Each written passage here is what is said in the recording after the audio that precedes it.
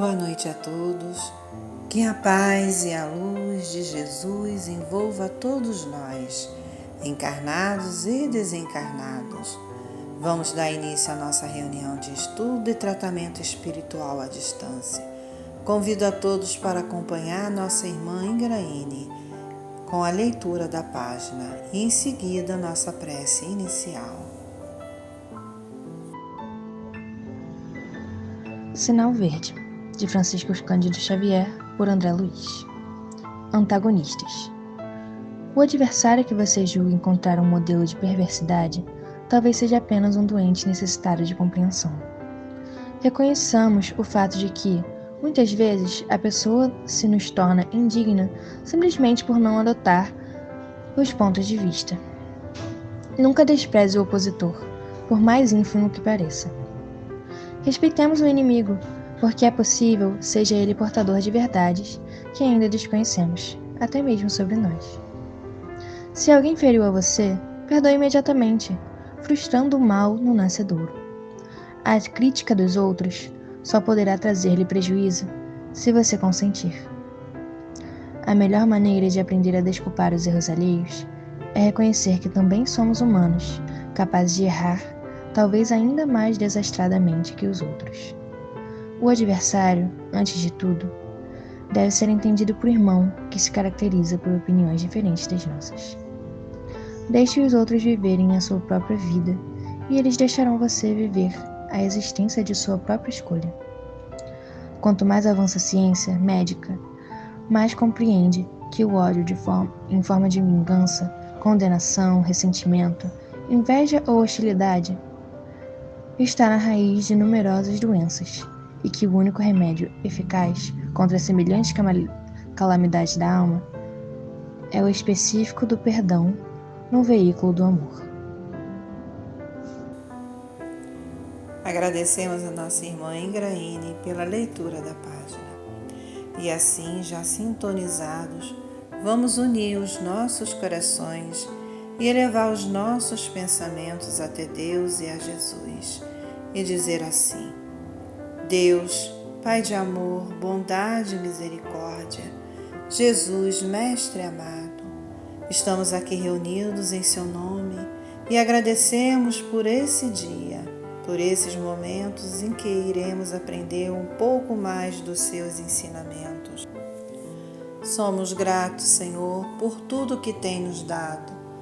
Deus, Pai de amor, rogamos a Ti, através do nosso amado Jesus, que abençoe a todos nós, irmãos do Centro Espírita Isaac Lima, nossos amigos e familiares, encarnados e desencarnados, Senhor.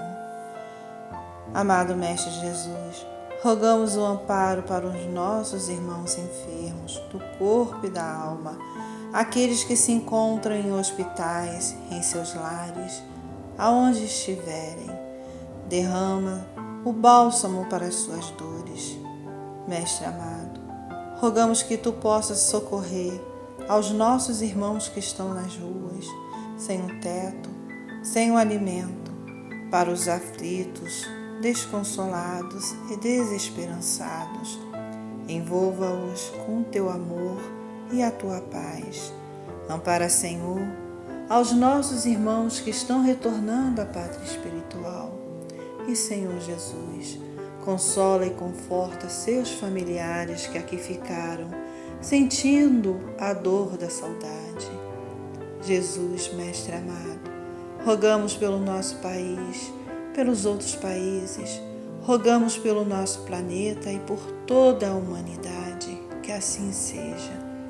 Meus irmãos, o estudo de hoje tem como tema o amor liberta, referência ao Evangelho segundo o Espiritismo, capítulo 12, itens 5 e 6. E quem fará o estudo dessa noite será o nosso irmão Luiz Rosa. Muita paz a todos. Boa noite, meus irmãos.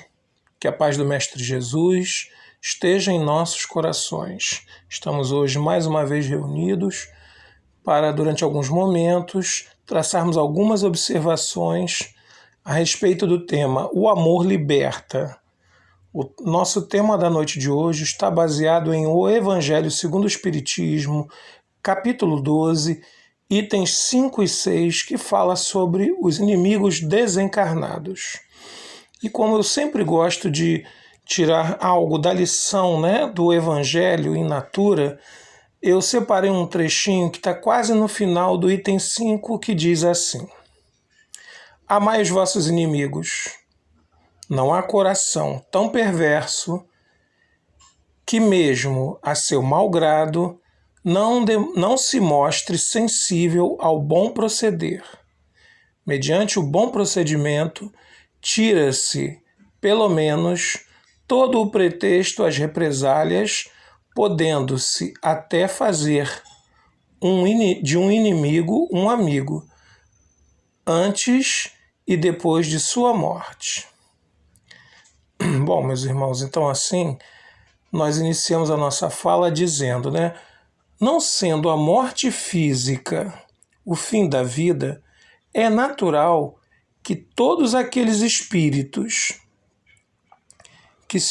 que retornam para o mundo espiritual mantenham as suas características morais, de temperamento, de gostos, né, que lhe assinalavam ou lhe assinalam a individualidade, ou seja, a essência não deixa de ser o que é. Recuperando a lucidez após a morte, recuperam a consciência e as mensagens, né, que foram armazenadas durante a trajetória da vida orgânica, auxiliando-os na evocação de acontecimentos, né, e feitos nos quais participaram. Em algumas ocasiões, quando esse fenômeno não ocorre em razão do estado de perturbação em que esses irmãos desencarnados se encontram após o túmulo, eles mantêm fixações enfermiças e condutas infelizes. No primeiro caso, daqueles que conseguem recobrar, né, parte ou total da sua consciência, reassumem com mais facilidade as impressões vigorosas que mais fortemente feriram ou dignificaram as suas vidas. Apesar do estado, né, de desencarnados, os sentimentos de animosidade que marcam, né, os espíritos inferiores ressurgem, levam eles aos processos de angústia e ressentimento, e que procuram contornar mediante ações contra aqueles que os afligiram, né, aqueles que eles julgam que lhes fizeram mal.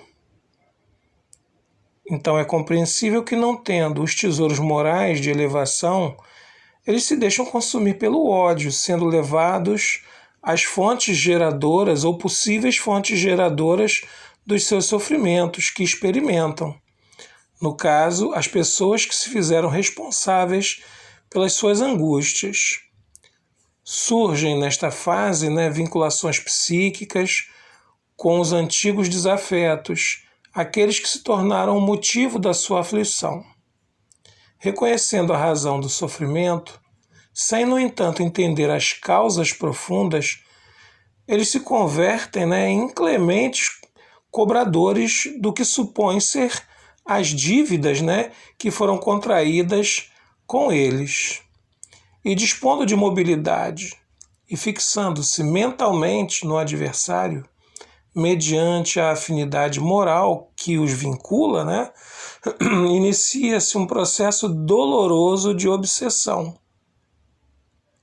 Quando não se encontram lúcidos, são igualmente atraídos em razão da lei de sintonia existente entre devedor e cobrador, decorrente da convivência espiritual nas mesmas faixas de inferioridade em que se movimentam os encarnados e os desencarnados.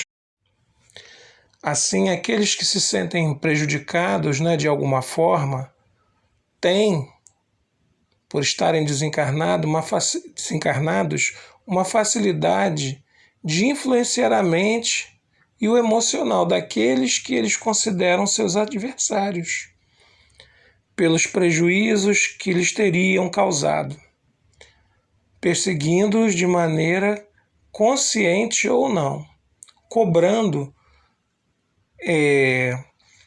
essa dívida. Os inimigos desencarnados, então, constituem um fator de desequilíbrio na sociedade terrestre, que é interessante a gente avaliar assim, que deve ser levado em conta por todos os estudiosos, né, que se dedicam ao comportamento humano. Porque o que a gente avalia, meus irmãos? Que uma pessoa que está sob essa influência não vai ter um comportamento equilibrado, vai ter um comportamento socialmente desequilibrado, vai passar por angústias, por dificuldades e muitas das vezes nos ambientes onde ela vai habitar, seja no trabalho, no lar, né, também vai buscar, ou melhor dizendo, também vai tornar esse ambiente um ambiente sem um equilíbrio ideal. Muitas vezes, né, nas nossas variadas encarnações, nós passamos por espíritos no caminho da perfeição, né, assim como nós, e por um motivo ou por outro, nós discordamos sobre determinado ponto. Nós, como ainda não temos as virtudes totalmente desenvolvidas e temos, muitas das vezes, né, ainda como um cartão de visita o orgulho, a vaidade, o egoísmo, certos comportamentos que nós elegemos como verdades, que na verdade são equívocos, mas elegemos como verdades para os nossos comportamentos, nos dificultam, não permitindo que a gente restabeleça um diálogo, né, e resolva aquela situação. E muitas das vezes, né, sucedem-se fases de discordância e surge, no final dessa história toda, né, às vezes inimizades profundas. E se a gente parar para pensar, quantas vezes, né, nós já percebemos que há irmãos que possuem, né,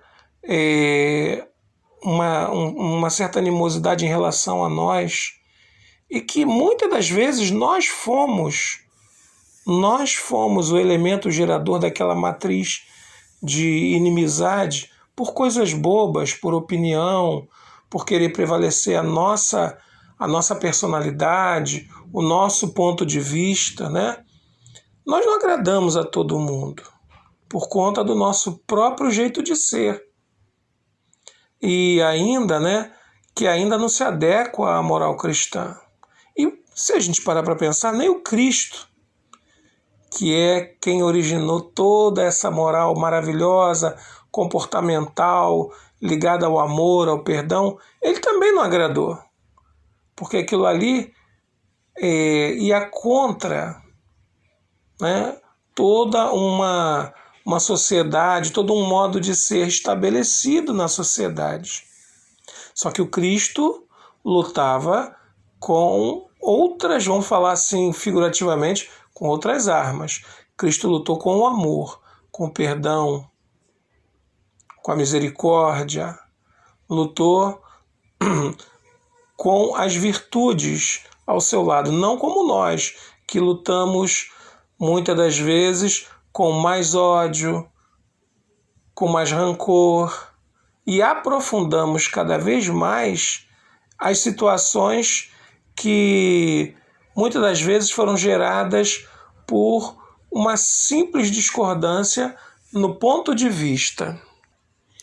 E assim, muitas vezes, nós vamos formando ao nosso redor um exército, né, de inimigos encarnados e desencarnados ao longo da nossa jornada reencarnatória. E tudo isso por brigas que muitas vezes, né, como eu já disse, começaram pelo motivo mais fútil possível. Muitas vezes nós nos sentimos injustiçados porque somos atingidos por processos obsessivos que, vamos fazer aqui um parênteses, todos nós, espíritos encarnados que não somos perfeitos, estamos sujeitos e passamos. A diferença é que uns recobram rapidamente a razão e lutam contra isso através da oração, através do perdão, utilizando como escudo, né? Se a gente já usou essa linguagem figurativamente, como escudo e arma, o amor.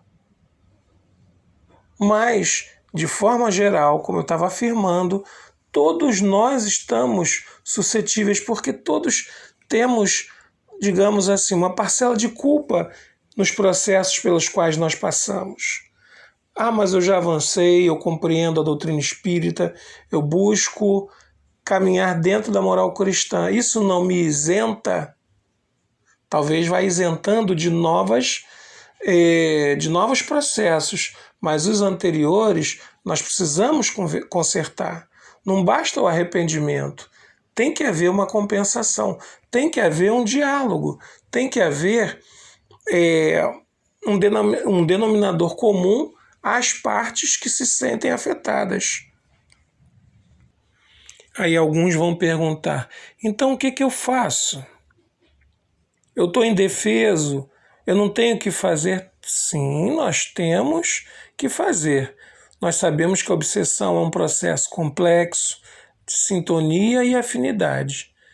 Então, eu penso que o primeiro passo está em nós mudarmos essa sintonia, essa afinidade, mostrando àquele que nos persegue que nós estamos buscando mudar, que nós estamos buscando novos caminhos amparados no amor e na misericórdia do Cristo, procurando seguir um novo caminho, diferente daquele que nos fez errar, que nos fez ferir a esse irmão que nos persegue.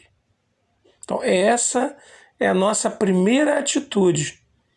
Mas eu busco a casa espírita, quando eu estou lá eu me sinto bem. Por que quando eu saio, né, eu não me sinto bem? Porque muitas das vezes nós vamos à casa espírita e lá existe uma certa proteção espiritual, né? Existe uma grande proteção espiritual. Mas o obsessor fica na porta de entrada, ele não entra, mas ele fica lá no portão aguardando. E nós que não fazemos, né, a nossa transformação, a nossa meia-culpa, não avaliamos, não buscamos nos comportar na sociedade, no dia a dia, como um cristão,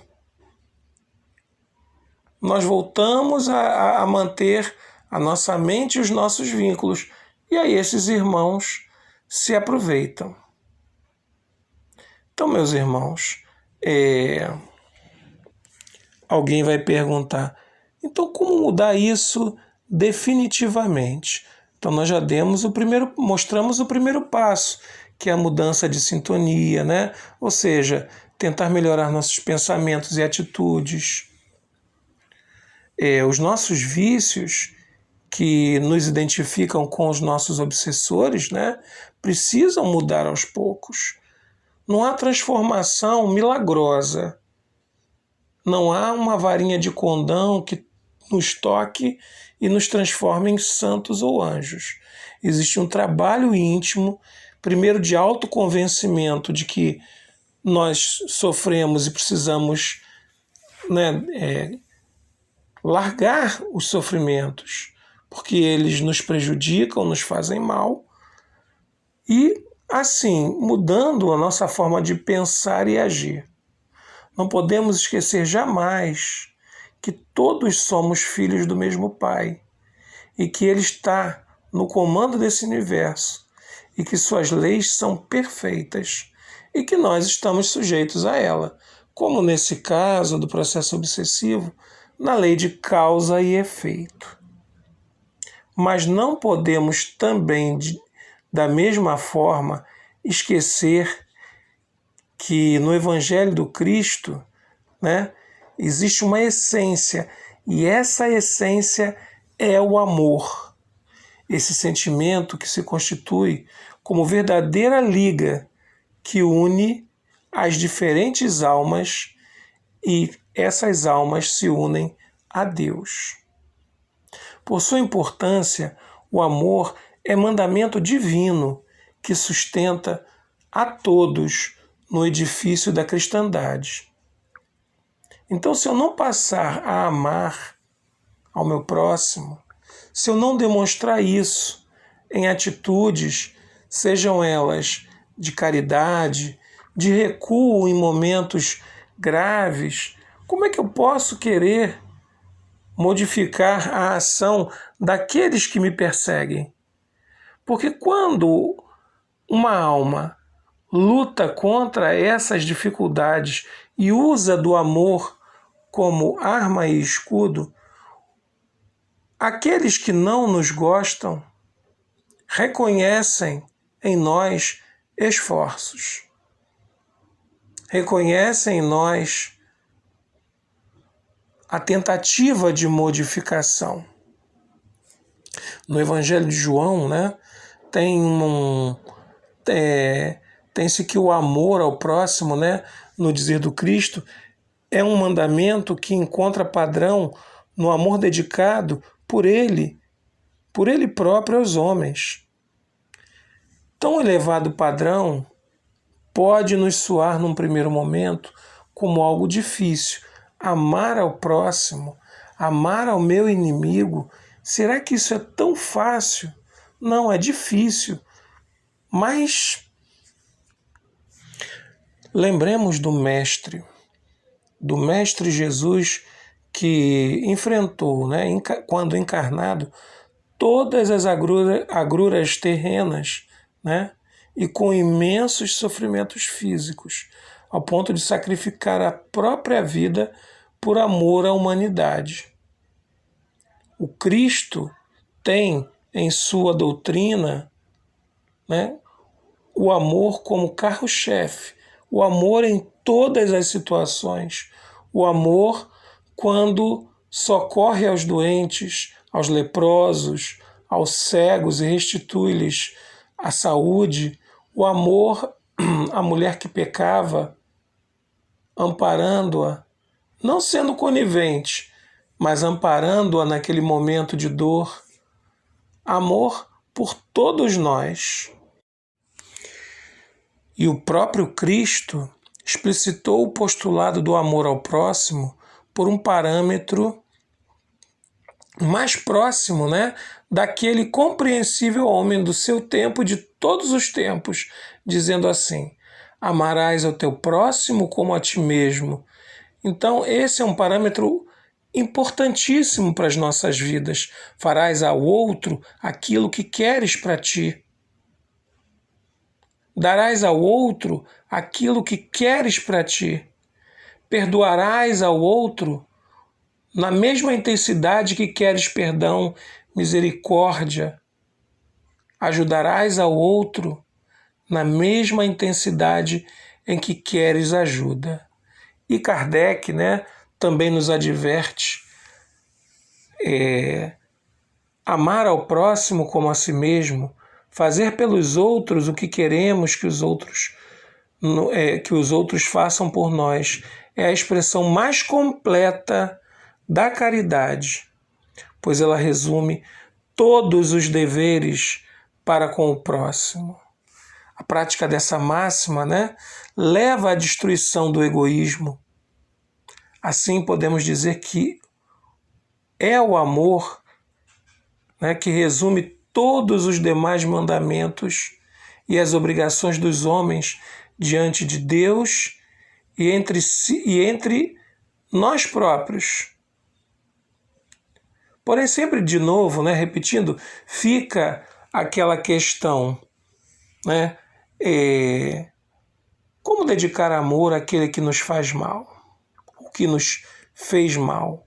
Como é possível, né, esquecer as ofensas sofridas de nossos inimigos como se elas nunca tivessem ocorrido? Como amar o nosso inimigo sabendo que eles podem nos ofender novamente e até mesmo nos colocar a vida em risco. É possível aprender a amar aqueles de quem não temos simpatia? Então fica a resposta a essas indagações, meus irmãos. O perdão é uma prova de amor e, como disse Jesus, o amor cobre a multidão dos pecados. Retornando então ao título, do nosso estudo, finalizando as nossas palavras, o amor aos nossos inimigos, encarnados e desencarnados, nos liberta, nos proporciona um momento de voo mais alto, nos desacorrenta daquilo que nós arrastamos, muitas das vezes por milênios, pelas dificuldades que nós trazemos em nossos corações. Lembremos mais uma vez, o amor cobre a multidão dos pecados e nos liberta para a vida eterna. Muita paz para todos. Nós agradecemos ao nosso irmão Luiz Rosa pelos esclarecimentos que ele nos trouxe nessa noite sobre o amor. Mestre amado, que possamos colocar em prática todos os dias de nossas vidas. Ajude-nos, Senhor. Agradecemos por esses momentos que passamos aqui. Rogamos o amparo para a realização do tratamento espiritual à distância, que os benfeitores espirituais, com o nosso mentor da nossa casa, Isaac Lima, possam nos auxiliar, que possamos nos preparar para o passe à distância, para o término deste ouvir a música até o final. Que Jesus nos abençoe, que assim seja.